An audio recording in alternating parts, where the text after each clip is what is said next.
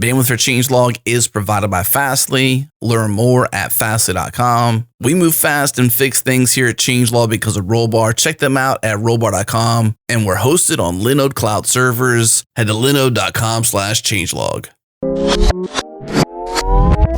This episode is brought to you by DigitalOcean. DigitalOcean's developer cloud makes it simple to launch in the cloud and scale up as you grow. They have an intuitive control panel, predictable pricing, team accounts, worldwide availability with a 99.99 uptime SLA, and 24/7, 365 world-class support to back that up. DigitalOcean makes it easy to deploy, scale, store, secure, and monitor your cloud environments. Head to do.co/changelog to get started with a $100 credit. Again, do.co/changelog.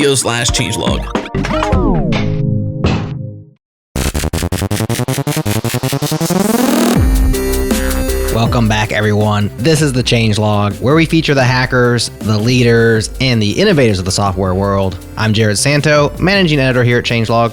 The commercial VPN industry is a minefield to navigate, and many open source solutions are a pain to use or ill-suited for the task. Algo VPN, on the other hand, is a self-hosted personal VPN designed for ease of deployment and security. On this episode, Dan Guido, CEO of security firm Trailabits, joins me to discuss the project in depth. Here we go.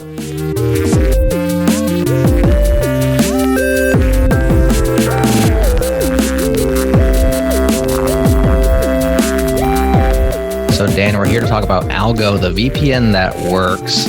And before we do that, let's get to know you a little bit and how you became part of the team that built Algo with Trailabits. Tell us about yourself and tell us about your business. Yeah, sure. So my name is Dan Guido. I'm the CEO and co-founder of Trailabits. We are an 8-year-old software security research and development firm, which means that we try to work on things that are unsolved problems in the field of computer security. I founded the company with a few friends of mine back in 2012, and it's just grown iteratively, piece by piece over the last 8 years. We started off doing a lot of research for the US government with DARPA. We added on an engineering team that builds software on contract for people a few years back.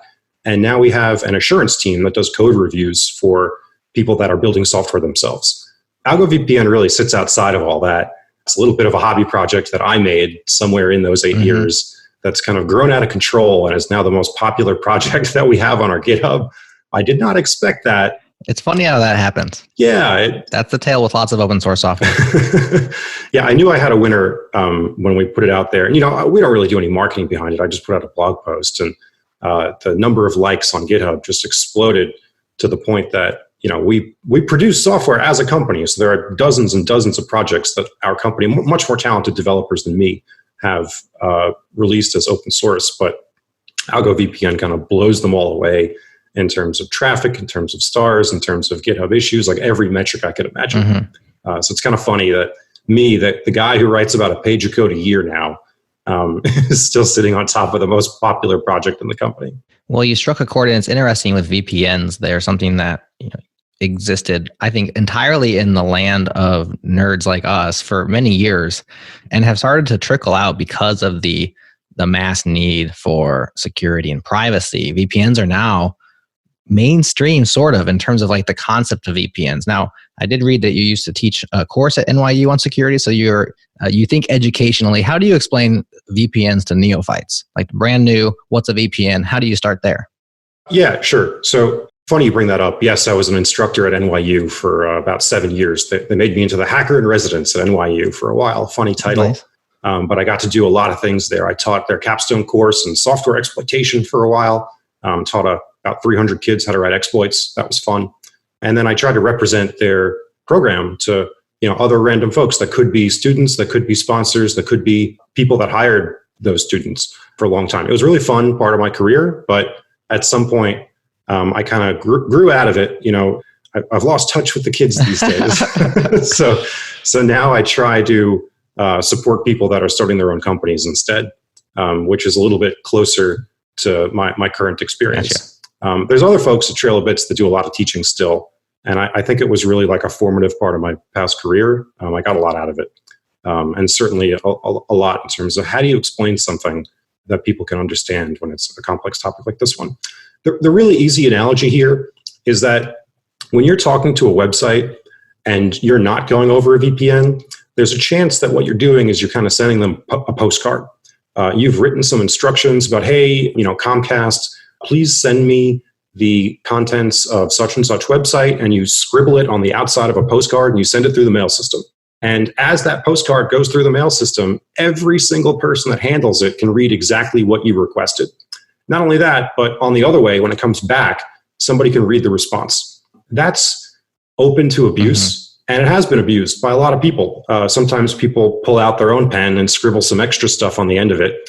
Other people will tear off part of that postcard and send back only half of it. And then sometimes people will like, oh, this is going to Dan, and they'll strap a glitter bomb to it. And then it'll show up at my house, and I'll have to be cleaning it for weeks, right? Yeah. So a VPN is one way to ensure that at least part of that conversation you have with a third party is stuffed inside of an envelope. And not just any envelope, but like, a lockbox, like something like a safe, like you're mailing a safe through the mail now. The other person you're speaking to doesn't have the key to it. Really, the person that has the key is like somebody at the postal service. So that way, all the mail handlers, like the guy who delivers your mail, your mailman, can't read whatever you scribbled on that note now. But the person at the United States Postal Service, like they can still open it up. They have to be able to, so they know where to send the contents of it. So there's, not complete protection, but it's still pretty good. It's much better than just sending postcards to everybody all the time. Yeah, protected in transit, definitely. Mm-hmm. So that's a great, I think, analogy for laymen, and I think probably equipping our audience with ways of explaining these things to friends and family, of course. That being said, most of our listeners do know what VPNs are. So in terms of like the conceptually how they are. So if you go down the stack level and maybe get a little more technical and describe a VPN to a developer who's not very security aware, or somebody, maybe your one-on-one students back when you were teaching at NYU, get into the nitty-gritty a little bit and explain how VPNs work. Yeah, sure. I mean, it's just protecting data in transit. So it's a lot like, if you know how TLS works and SSL works, it's pretty much the same sort of thing, just at a different level of the OSI stack. Here, you're protecting individual packets and not like a higher level like HTTP communication. But we're using IPsec and we're using WireGuard inside of Algo VPN. In particular, we're using a suite of IPsec standards called IKv2, which is the latest version of that standard, as well as, so WireGuard is itself the name of the code that implements the WireGuard protocol. So it's kind of got a little bit of an overloaded term there, but that's fine. But that's a brand new VPN protocol that was designed from scratch in the last year by somebody who actually knows what they're doing and isn't subject to a huge design by committee kind of review like the IETF or the IEEE would put them through. So this is your, benevolent dictator for life kind of situation. Who is that person? Jason Donenfeld. He really knows what he's doing. And he's had the code and the protocol for it reviewed by a lot of academics, by a lot of software security professionals. And he's been able to really whittle down the design to the minimum possible amount of code required to implement it, as well, the minimum number of cryptographic components required to implement it, which really is the kind of stuff that gets protocols like IPsec in trouble. But this is a whole other tangent. I mean, really, so let's just talk about what Algo VPN is. Sure. So Algo VPN is a way that you can gain access to these industry standard VPN tools for yourself. So it's a set of Ansible scripts that spin up a personal VPN server that is private to you and is hosted typically on a cloud provider, for which Algo has built-in support of like 10 or so different services. So you can just download this project, run the installation script. It prompts you for about like 5 to 10 different questions. You type in the answers, and then 5 minutes later, you have your own completely modern, absolutely secure VPN server that only you can access, which means that it's going to be fast, it's going to be safe, you're going to be aware of where all the traffic gets sent, and it's probably not going to get hacked. There you go. I like that. Probably qualifiers are important. So yeah, let's talk about the VPN landscape. So you just described what Algo VPN, very important. It's a self-hosted but cloud enabled. So you self-host it in terms of you're in control, but you don't have to have your own hardware somewhere sitting on a network rack or a rack. And yet the alternative to that is available commercial VPNs. So in your announcement post, you mentioned this isn't a brand new project. You wrote that announcement in December 2016. So 3 years ago, Algo VPN was announced and still gaining steam. In fact, I found it just a few months back, and I think people are continuing to find it as interest in VPNs continues to boom. So there are commercial VPNs, and one of the things that you say in there is that they're all crap. And you link to Ken White's gist, which I'll also put in our show notes, which goes through some of the pitfalls with commercial VPNs. And it's interesting because there is a boom in VPN services right now. I think it's somewhat a easy industry to get into, and then it's also booming. So there's competition. I mean, you hear advertising all over podcasts and YouTube's, NordVPN, ExpressVPN, PureVPN, TigerVPN. The list goes on and on. There's probably a dozen or maybe 24 popular ones. And they're all advertising, or they're offering ease of use and other things. I'm sure they add their own features.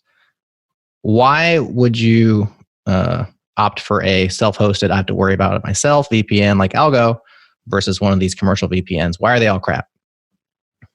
Yeah, sure. So a lot of these VPN services, you're right, the startup costs are pretty minimal. Like you tomorrow could be running your own VPN service and hawking your wares on whatever Reddit subforum that these things are popularly discovered on. The startup costs are like a dude with a server somewhere in Iraq and an ability to make posts to Reddit or to Twitter and get like a fancy logo designed. So there's the proliferation of hundreds of these services. You don't really know who's running them. You don't really know what they're doing with the traffic. But hey, they're going to shift your location and let you watch TV that you couldn't before.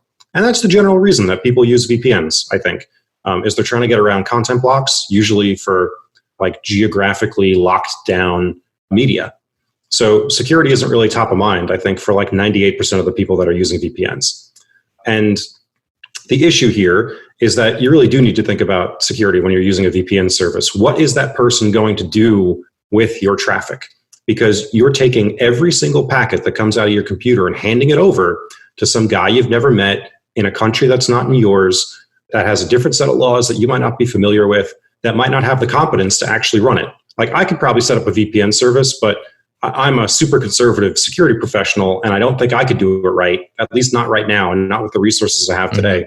So if I can't do it right, what makes you think that some random dude out in Eastern Europe can? So first off, there's this question of trust. Like, who are these people running the service, and are they actually living up to whatever they say in their marketing? That's problem number one. Problem number two is, do they have the competence to be running a complex network service like this that requires ultimate security? Problem number three is they have this like problem of user support. You described that ease of use is a major factor in the proliferation of these services. Right. You have to support every device under the sun. Like somebody's going to sign up with an Android phone from 5 years ago, and it's going to have all these different weaknesses in its APIs and its SDKs, and you still need to take that person's money and provide a service to them. So how do you support that? And that's what Ken White was really like railing on. And that gist was all these people have adopted the lowest common denominator for VPN protocols. They've taken like L2TP and IPv1, and they have static passwords, and they have all these poorly configured network services in order to support the largest number of people. Because at the end of the day, you want to make as much money as you can. So the incentives aren't really set up right. Interesting. To provide the highest security service. And then, I mean, number four is the way that people find out about these is through marketing. Like you have an inexperienced buyer. Like as a buyer of a VPN service, it is not easy for me to investigate whether it's well constructed. So because you have this information disadvantage, like there isn't really a good incentive for you to do your job well. So yeah, all these things combine in this perfect storm to make this very shady industry of people that are willing to take, a couple bucks and say, oh yes, please give us all your traffic. There's a funny little meme that I posted to the Algo VPN Twitter account. It's a screenshot from Rick and Morty where they're in the devil's little shop where he's selling them all these wares that perform actions on Morty and Summer that like they don't expect. And I think the quote is, you could say that you don't pay with money because a lot of the data that you send in there just gets abused. And that's how they make up the cost. So, okay, end of rant. Does that all make sense for why I'm a little bit skeptical of these things? Yes, I'm with you on that. I understand that there's a lot of misaligned incentives. I didn't think about it with regard to the lowest common denominator of security because you want to service as many people as possible. So that's very interesting. I'm sure there are some of these services which are doing the best they can and aren't some random person in Europe or wherever they happen to live. And there's nothing wrong with Europe. But I definitely see where that is problematic. And I think where it becomes an issue, especially for folks who aren't well versed in these things, is like, how can you tell which ones are worth their salt and which ones aren't, especially when there's so many of them. And like you said, it's so easy to start up. That being said, the entrepreneur in me and the one that likes to see these things is like, it's a perfect market opportunity. I do like when people take something that is exclusive to technical folks and can open it up to a broader user base and say like, that's a business opportunity. It's like, here's this thing which is very useful. And even whether you're using it to get access to Disney Plus or you're using it to actually secure yourself because you're at a coffee shop and you don't want people reading your email, it's very useful service, but it's traditionally difficult to acquire for people who aren't technical. And now we can all get access to it. I like that idea, but I understand how it ends up, not so idealistic. I just cannot imagine how many VPN installations that Baby Yoda has driven in the last few weeks. But, let's dive into that because, there are some VPN service providers out there that are doing a good job and are doing their diligence as good as one can do with those kinds of risks, right? Because no matter who you are, if you're running a VPN service, you are painting a huge target on your back. For sure. That means there is one person who has stood up and said, I own the traffic for these 100,000, these million people. It all goes through the set of services that I own. And that means that you become a target for hackers. You become a target for law enforcement. And you can't make any mistakes because if you make any of those like harebrained mistakes that people do when they manage technology equipment, it might mean disclosing ultimately all the security of your users, including historical content that they've sent through your network. The consequences for failure are kind of high. So I got to give credit where credit's due. There's a woman named Yale who worked on a review of VPN service providers for Wirecutter that is by far the best review that I've seen done. And I really appreciated that the way that she started that review was, okay, the only people that are going to qualify for the Wirecutter review are the people that have had professional security reviews. If you haven't had a professional security review, get out, you're disqualified. Because I think that's the minimum standard that these kinds of third-party services need to meet in order to accept all of this potentially like privacy-sensitive information from hundreds of thousands or millions of people. So like there's huge variance in that. Like there's a lot of people that are offering these no-log reviews, which I think are kind of janky and like hard for me to trust. Obviously a security review is a point-in-time review. Somebody is going to get the keys to your production infrastructure and they're going to go pinball around looking for logs, right? Like some truffle hog trying to sniff out the secret place where you're backing everything up. And then maybe they don't find anything. And just because they didn't find anything doesn't mean that you're not logging. And also, just because they didn't find anything doesn't mean that the day after they leave, you don't just go and turn the logging back on, right? So these no-log reviews are really, I don't think, very productive. On the other hand, there's a different kind of review where you're doing a security architecture review. You're looking like, hey, is this service defensible from attack? If somebody came in and stole the keys from one of my system administrators, would it be possible for them to tap all of the network data that's being sent through the VPN service? And that, I think, is far more productive because then you get into a back and forth conversation with the VPN service provider and the engineers that work there around what changes they can make to further withstand external attacks or to further secure their users' data. That's, I think, a lot more impactful than these like no-log audits, which I think are close to meaningless. I swept up that Wirecutter review, the best VPN service for 2019. Put it in the show notes for those who are interested in at least saying what's out there and a review that you can trust. It's interesting, you can't trust the services themselves. Sometimes you can't trust the reviewers themselves. So now we have to trust you, Dan. Here's a guy who says this reviewer of these kinds of services is good. And I guess our listeners can judge for themselves. Yeah, it's frustrating because you're right. A lot of the review sites are actually driven by the marketing budgets for all the VPN providers, right? They pay for those reviews. I know for a fact because I participated in the Wirecutter one that there was no payment involved.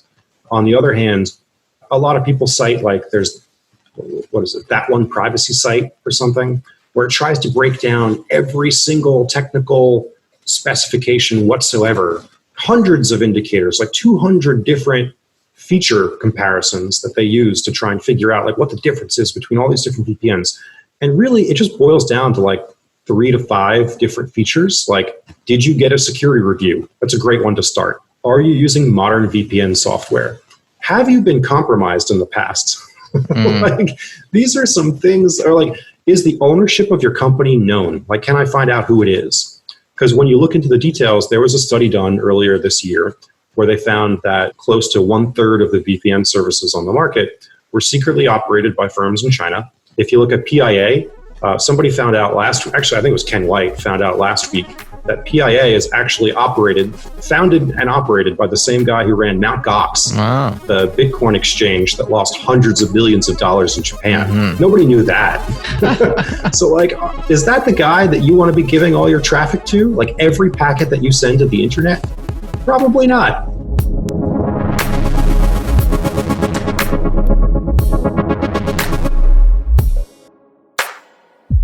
This episode is brought to you by Algolia, search technology to power your business. Trusted by Twitch, Stripe, Adobe, and many more. Even us. Yes, we use them to power our search, and we love the way they obsess over that developer experience. They let us fine-tune the index for the best results and report back what people are searching for, even servicing search terms that get 0 results, which we love. Check the show notes for a link to get started for free, or head to algolia.com to learn more.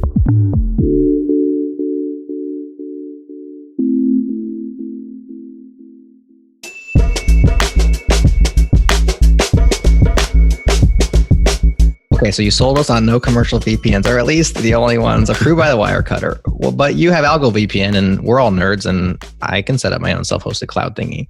So why did you build Algo VPN, and what inspired it in the first place?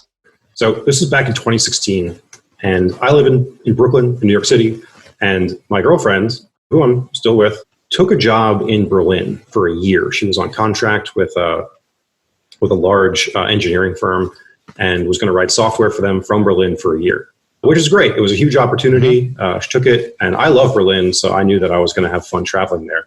But on my very first flight there, I was on the plane ride over, and I'm like, oh, shoot, I probably should get something to tunnel my traffic back home. Like, is there a way I can send all my IP back through a server in my house, or like, DigitalOcean has a data center in New York, just so that it's a lot like home.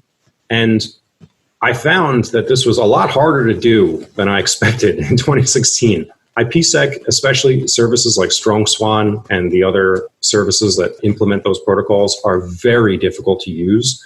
And there were some existing projects, like the Streisand project was one, that purport to offer easier setup of these services. So I started with Streisand. I started to install it.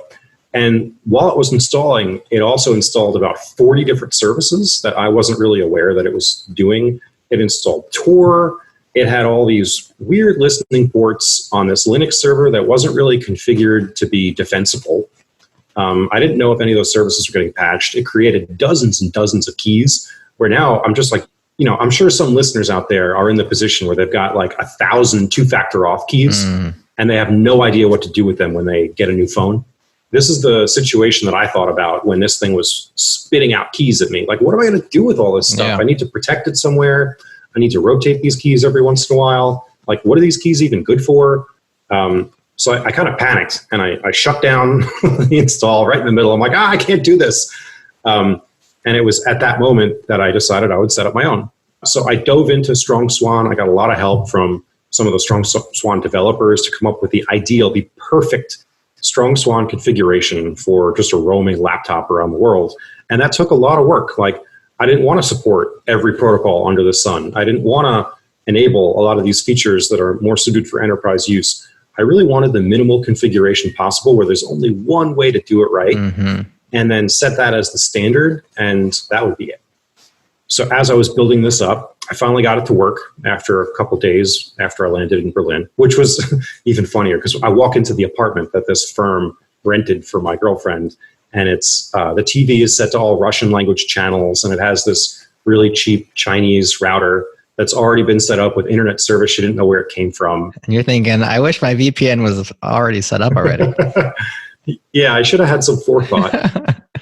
But I finally got it to work after 2 or 3 days. And then I started to automate it So I added some Ansible scripting around it. That's a long time, 2 or 3 days.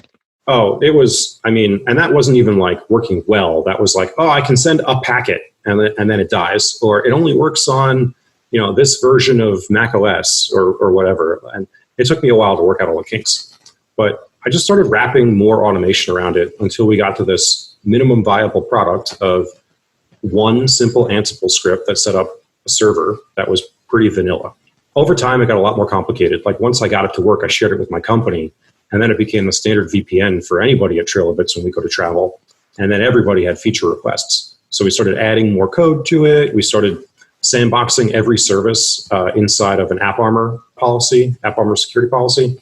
We added some CPU accounting to make sure it was harder to exploit things like a heap overflow or whatever.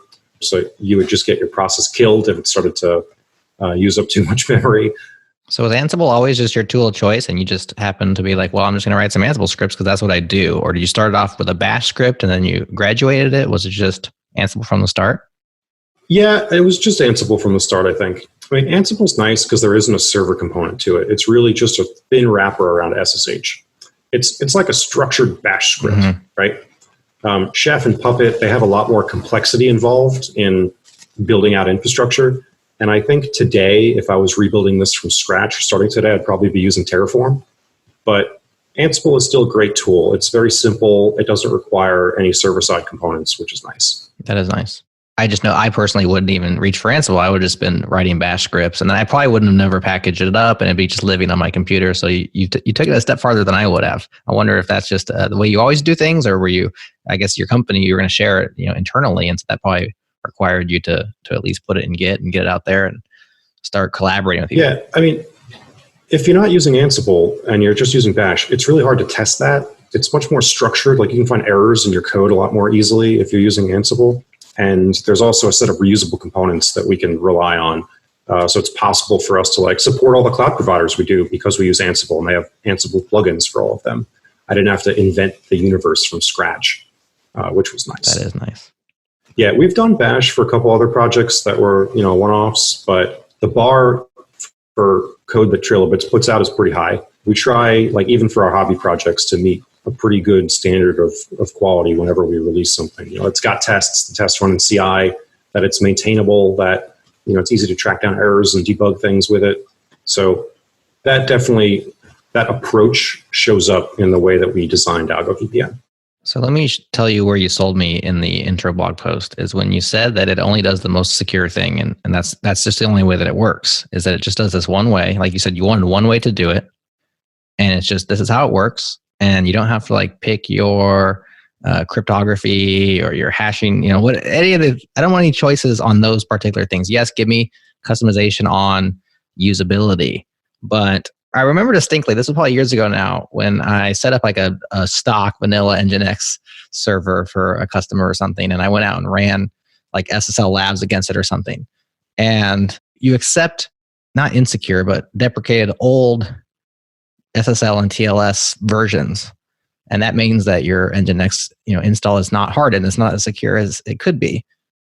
And I remember thinking, why shouldn't it just come out of the box doing the best thing? I understand because of backwards compatibility and there's lots of reasons why that's like that, or developer laziness, whatever it is. And I'm a fan of Nginx, so I'm not this is just the way things are. Is I support these 13 different handshakes. And it's well, but 12 of them shouldn't be used anymore. What do you need them for? Right. Yeah, it's totally backwards. Just pick the best one, and we don't have to all think about it because Dan and his team at Trilobits have thought about it, and this is kind of an industry standard, and it's just going to do that one way. That's it. Stop thinking about it. I love that.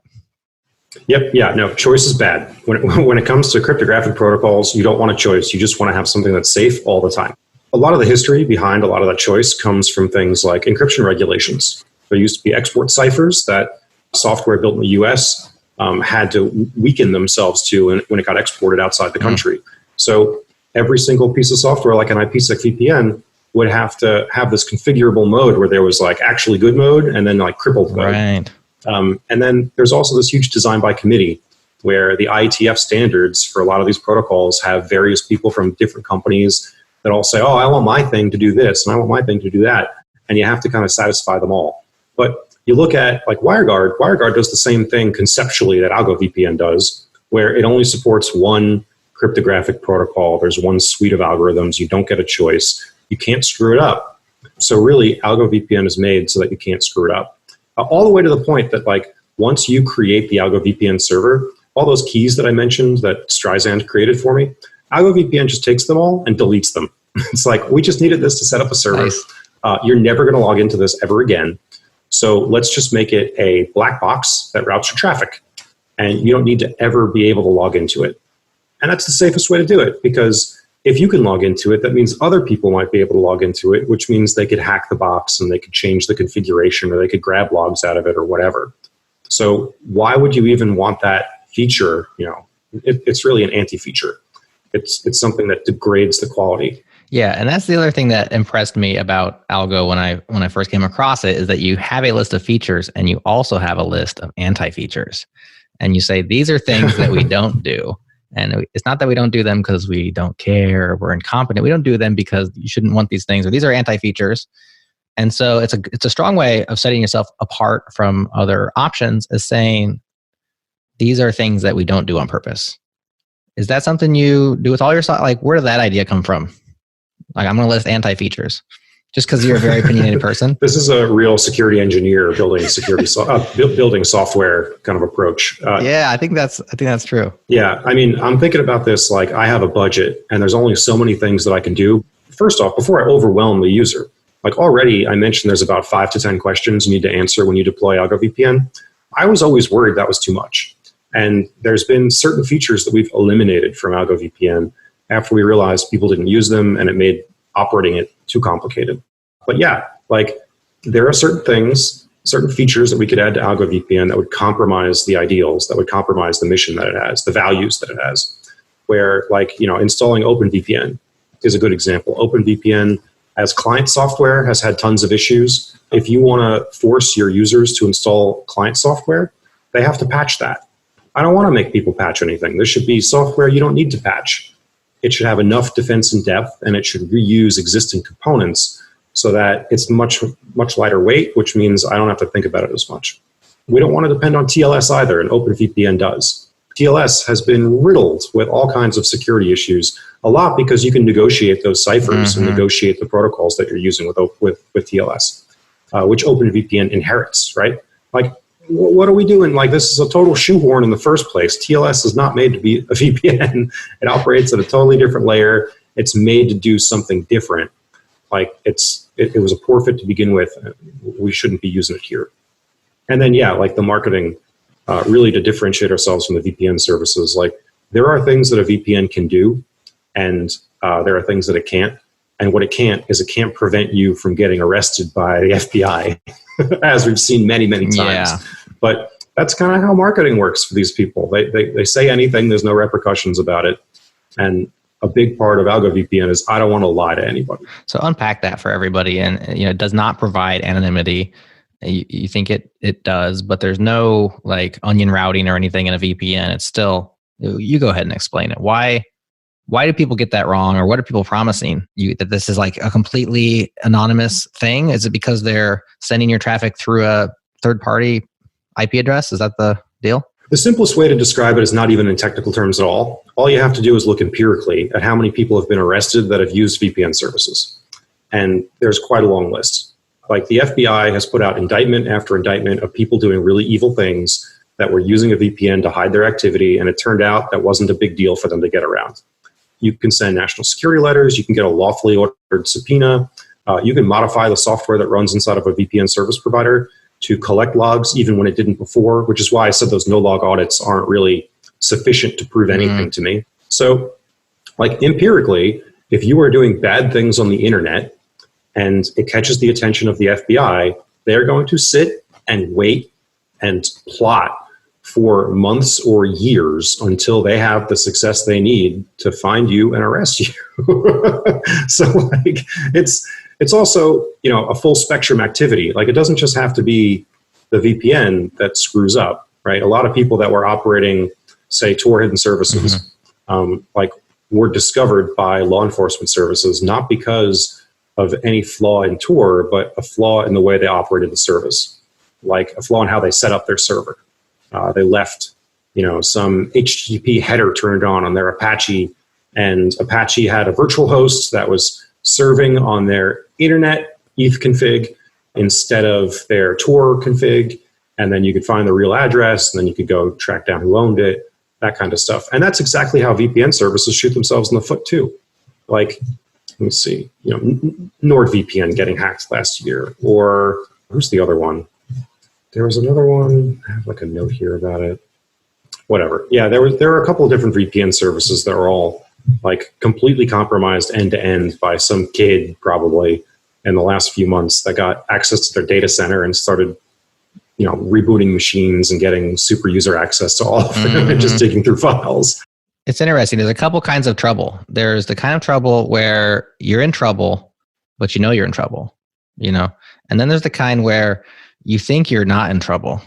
And so now you're brazen and bold, and you actually are, and then you find out. Ignorance is not bliss in this case. And so if you think you're anonymous and you're being promised anonymity by somebody, or maybe you set it up yourself, like you said, and you're assuming anonymity, well, now you can get yourself in all sorts of trouble because you assume that to be the case and it's not true. So this happens, I think, a lot. I think the Grug has a really good quote here. There's a tweet he made. I think it was something along the lines of like, no one is going to go to jail for your $5 a month quote unquote logless VPN service. Like if it comes down to the operator of that service having to spend 10 years in prison versus they're going to turn you over, handing over the details. Yeah, sorry, man, it's not going to work. But yeah, that's just the thing. Like when somebody like that, whether it's the NSA, the CIA, the FBI, the FSB, like whoever it is, if they've got their sights set on you, that VPN is not going to be like, you need to think about this more holistically if you're an actual target of attackers like that. But luckily, you know what? Most people aren't. Most people are using VPNs to access TV. So you shouldn't be selling out all your internet traffic to some random dude so that you can watch Disney Plus.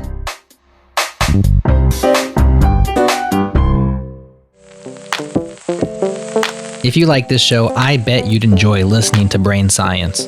Join clinical psychologists Muriel Reese and Adam Stacoviak as they explore the inner workings of the human brain to understand behavior change, habit formation, mental health, and being human. Here's a quick taste of what you can expect. It's from episode 4 about coping skills and strategies. Take a listen. I often use this acronym with people when they're trying to cope, and it's HALT, H-A-L-T, HALT. Because if we are hungry, angry, lonely, or tired, your coping will invariably look different. I don't care if you're 3, 33, 73. Right. If you are hungry or hangry, angry, lonely, or tired, you just have less to be able to navigate it. Brain Science is a great podcast. Check it out at changelog.com/brainscience, or just search Brain Science in Apple Podcasts, Spotify, or your favorite podcast directory. You'll find it.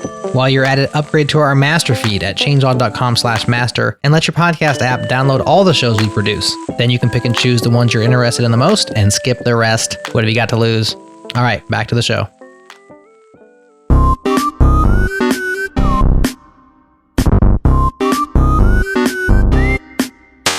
So briefly walk us through setting up the Algo server today. What do you do? What does it do? What don't you have to do? And then we'll talk about running it as a client, and we'll kind of go from there. But how do you just get it going? It's an Ansible script, so I'm assuming it's Python. Get some Python on your machine and run it. Yeah, pretty much. We wrote the README so that it is simple enough that if you can open a terminal and copy and paste what's in the README into the terminal, then you can set up Algo VPN.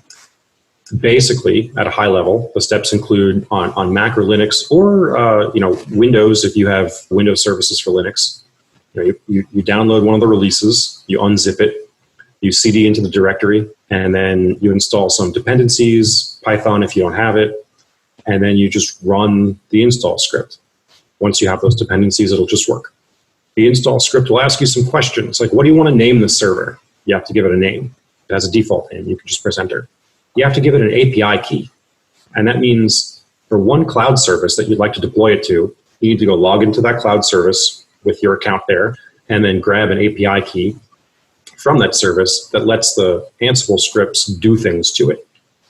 So now with that API key, Ansible and Algo VPN will start up a server, add the VPN software to it, generate the keys needed on your local machine, send those keys over to the remote server, and then lock the whole thing down. And locking it down means a lot of things. It means, setting up app owner policies for each service. It means reconfiguring a couple of Linux defaults to be a little bit more secure, changing some file permissions in places, some kernel parameters in places, setting CPU accounting to make sure that certain services can't run out of control. And then at the end of it, it prints out a congratulations message that says, you've got a new personal VPN and here's the key for it. At the end of that message, now you've got a bunch of files that are like pre-configured profiles for the VPN users that you wanted to create. So those profiles are things like an Apple profile. So if you have an iPhone, you can take an Apple profile, send it over to your iPhone, and then now you've got your VPN on your iPhone. We usually suggest people airdrop those because that's kind of an encrypted local communication between you and your desktop. It also has WireGuard profiles. WireGuard profiles are cool because they're QR codes. So you don't have to airdrop anything. You can just take your phone, hold it up to the screen, and scan it. And then you've got your configured WireGuard VPN on your phone. WireGuard is a third-party thing on iOS. Is it part of iOS? So with WireGuard, you'd have to download an app. And there's apps in the Android App Store and the iPhone App Store, and there's also the Mac App Store. It's got support for pretty much everything these days, including Windows. Okay. But you said the other option of airdropping a config, that's without a third-party app, or you still need WireGuard? That's right. That's with IPsec, and IPsec is built into... Gotcha. Yeah. So when we were originally developing Algo VPN, we ran into a lot of complexity getting random operating systems to support the best version of IPsec. In particular, Windows just had some weird rough edges where they didn't actually support the protocols and the cipher suites that we really wanted them to. So we had to have all these weird corner cases for it. Android too. Android for years has been hobbled by a really bad VPN implementation that comes stock with Android. And there wasn't any way to work around it. Android kind of, as an operating system, backed themselves into a technical corner where they could only support IPv1 and where they could only support certain cipher suites that we didn't want to use. So as WireGuard has matured, it's been able to circumvent all of these problems on all the different platforms that we'd like to support so that you can just download the WireGuard app on every platform and it'll just work. And as we mentioned before, there's no real way to configure WireGuard. It either works or it doesn't. So Nice. That makes it pretty easy. But yeah, and since WireGuard is built as defensible software, it's got very little code that implements it. The chances that there are catastrophic bugs in it are pretty small. So we're comfortable doing that. Is WireGuard itself open source? Yes, the protocol is openly documented. It's been reviewed by academics. There's some formal verification on top of the cryptography. The code itself is open source, and a lot of it's being upstreamed to Linux right now. So the current version of Linux that's like in development right now has had WireGuard merged into it, which means that a few months from now, it'll actually be included by default on every Linux system out there, which is amazing. Wow. Because I would like to, make it even easier to use, and that'll be one way to do that. But yeah, so once you get that, QR code for WireGuard, you just scan it, and now you got your VPN. For me, like now you've got the VM up in DigitalOcean or AWS or whatever that's routing all your traffic. From time to time, we enhance the way that Algo VPN works. You don't update Algo VPN. Like there's no kind of, how do I upgrade from version 2 to version 3? Mm-hmm. You don't. I was going to ask you that. Yeah. You just blow up the server. I like that answer. Okay. Yeah. Like just throw it out. There's absolutely no reason to maintain this. You just destroy the server and you start it up again. And the new version will have, any enhancements that we made. So then you just re-provision whatever your config or the thing on your devices, and you're good to go. The first time you use Algo VPN, it might be like 10, 20 minutes to really learn what it expects and like how to use it.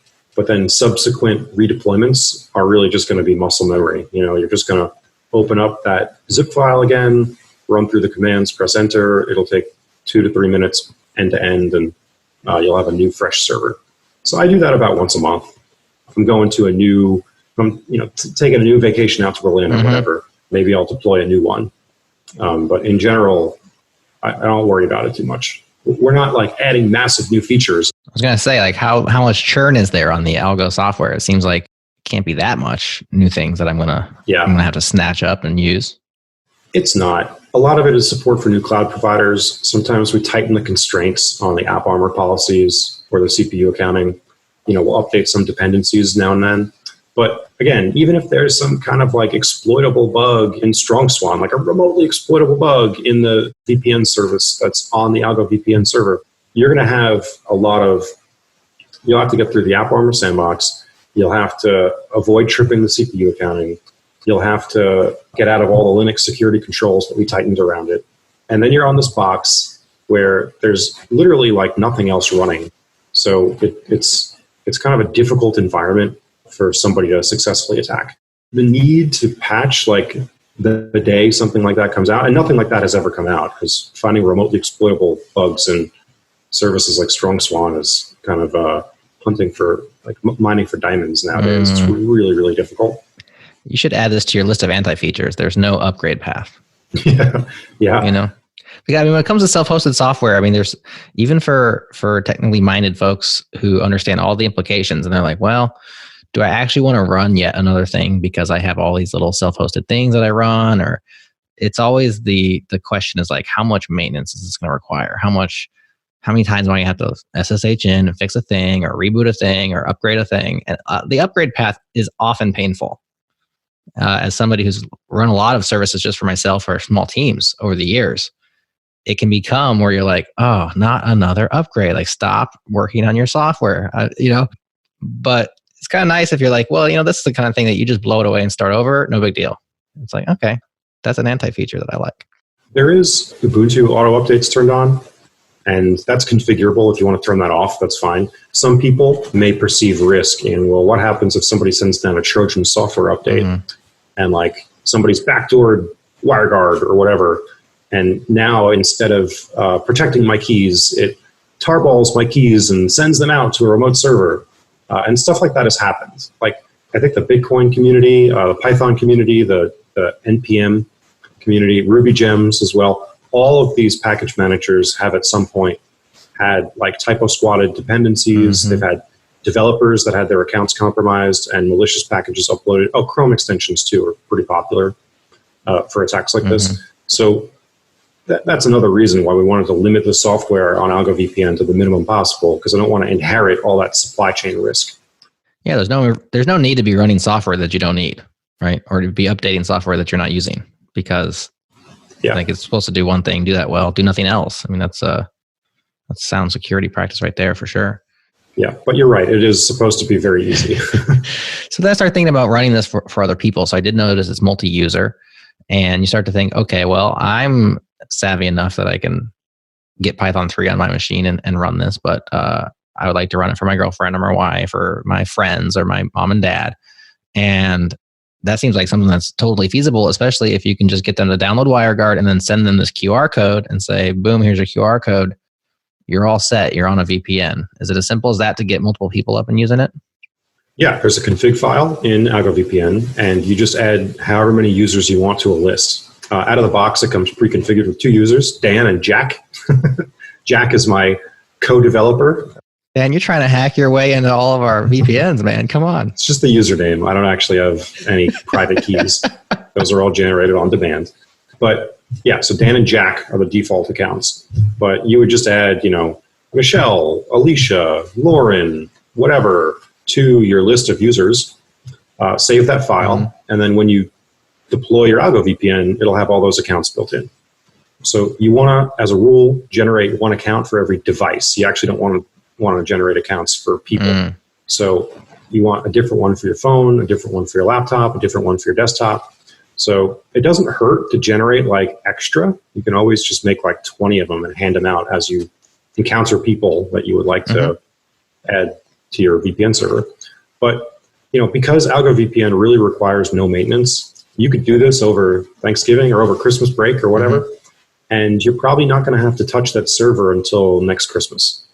Because that's the challenge. Like, once you get somebody to install it, it's usually a lot harder to talk to your parents and tell them to like oh, you have to go delete this profile and uninstall this software. And then Right. All of a sudden, the no upgrade path becomes a headache because you have to basically re-provision every device if you do update the software. exactly. Yep. Yeah. So really, like for people like that, you know, a once a year upgrade cycle when you actually see them in person over the holidays is kind of a reasonable approach. What about practical concerns there in terms of your bandwidth? Because maybe I give it to my friend Sally and she lives somewhere that can't get Disney Plus, and so she's using my VPN. She's using it for Disney Plus, and she just can't get enough Baby Yoda. Am I going to get my DigitalOcean bandwidth just exploded, or what's going to happen? Probably not. So in terms of bandwidth accounting, like there's a lot of services out there that offer a flat rate. Amazon Lightsail and DigitalOcean both have these flat $5 a month plans that make them really easy to predict how much it's going to cost for you to run them. On the other hand, the concern that you might have is, well, if they're using all the bandwidth to like torrent the latest season of Silicon Valley or whatever it might be, am I going to have enough bandwidth? Like, am I going to suffer by sharing a VPN service with them? And overwhelmingly, the answer is going to be no. Like the amount of bandwidth that's provisioned to a single virtual instance of a Ubuntu server in a service like DigitalOcean or Amazon is just enormous. So I see, I have gigabit fiber at home. I'm calling you from a Fios connection where I routinely, without a VPN, get like 950 megabits per second. And that isn't really slowed down when I'm running a VPN. My upstream to the internet, even though it's tunneling through one of those cloud services, really does not see a whole lot of slowdown at all. So, I don't anticipate that somebody out there is going to be completely saturating a 500 megabit link 24/7. And if they are, then I actually probably would use that to start a conversation with them about what. Yeah, now it's time to have a conversation. Yeah. Cool, Dan. Well, thanks so much for joining us today. Thanks for Algo. I'm definitely going to give this a try and get it set up, and it looks very useful. And I like a lot of the opinions you have here and the way you've gone about this. I think is sound. I think there's no doubt why it's becoming the most recommended self-hosted VPN out there. So keep up the good work. How can people contact you? How can they get involved? We'll have, of course, all the links to the different things we mentioned in the show notes. And Algo is on GitHub, trailofbits/Algo. So that will also be in the show notes. But what are some waypoints where people can get involved either in the software or in Trail of Bits or other things you're up to? I know you have other projects as well. Yeah. So Trail of Bits, we do a ton of outreach, really try to put out code that people want to use. Algo VPN is just one of the more accessible ones. Our GitHub is filled with projects that people should look at. There's some really nice and easy ones like TWA, the tiny website auditor that helps you review the security of various websites that you're on, or various fuzzers and tools like KRF, our kernel syscall fuzzer. But you can keep up with us on Twitter, Trail of Bits. I'm personally dguido on Twitter. We have a mailing list on MailChimp that's always pinned to the top of our Twitter. Very low volume, every other week, summarizes all the cool stuff that we do. And we also do a lot of engagement with the open source community. So we just wrapped up some projects with the Python Software Foundation to help them add two-factor authentication to PyPy, so that when you get those packages, hopefully they're not backdoored, because all the people using PyPy now can use WebAuthn and TOTP tokens to secure their accounts. So if you're in the position where you need somebody to add security features to your software, you should definitely talk to us because we'd love to help you. Very cool. Well, as I said, links in the notes. You all know where the notes are. That's our show. Dan, thanks again. This has been a lot of fun. Yeah, thanks for having me. All right. Thank you for tuning into the Changelog. If you aren't subscribed to our weekly newsletter, you're missing out on what's moving and shaking in software and why it's important. Hate email newsletters? Fun fact, killthenewsletter.com was created by someone just like you who wanted Changelog Weekly so bad, they wrote a program to subscribe on their behalf. And of course, it's 100% free. Fight your FOMO at changelog.com/weekly. When we need music, we summon the Beat Freak, Breakmaster Cylinder. Our sponsors are awesome. Support them. They support us. We've got Fastly on bandwidth, Linode on hosting, and Rollbar on bugs. Thanks again for listening. We'll talk to you next time.